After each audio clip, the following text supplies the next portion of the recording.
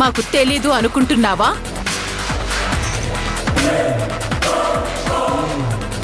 నా తమ్ముడు మమ్మల్ని మభ్యపెట్టడానికి వాడి భార్యగా నటించమని చెప్పి నిన్నిక్కడికి తీసుకొచ్చాడు.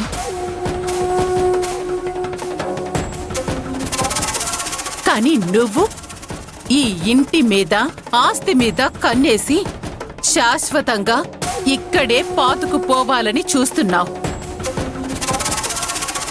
అందుకే నా తమ్ముణ్ణి నీ గుప్పెట్లో పెట్టుకుంటున్నావు.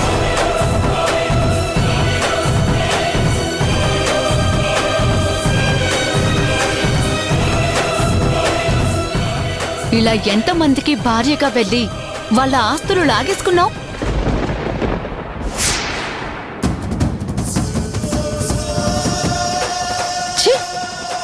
మీలాంటి మనుషులకి ఈ జన్మలో బుద్ధి రాదు.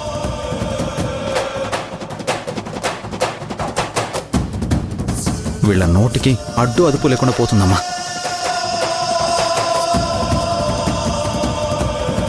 వాళ్ళతో నేను మాట్లాడతాను. నువ్వు వెళ్ళి రాధని ఓదార్చు.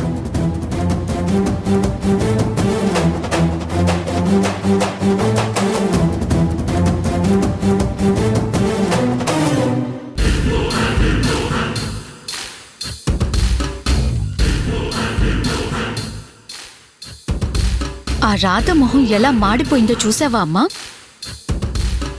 మామూలుగా అయితే మనం అన్న మాటలకి రాధ మన మీదకి తిరగబడుండాలి. కాని ఎందుకు గొడవ చేయకుండా వెళ్ళిపోయింది? నేను అడిగిన ప్రశ్నకి రాధ మైండ్ బ్లాంక్ అయిపోయినట్టుంది. సునంద,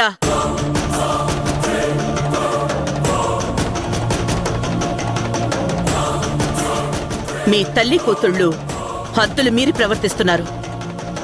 మా ప్రవర్తన వల్ల ఇప్పుడు మీకేం నష్టం జరిగింది? నష్టం నాకు జరగలేదు. మీ ప్రవర్తనతో మీకు మీరే నష్టం కొని తెచ్చుకుంటున్నారు. ఇప్పుడెందుకు మీరు స్పీచ్ మొదలు పెడుతున్నారు?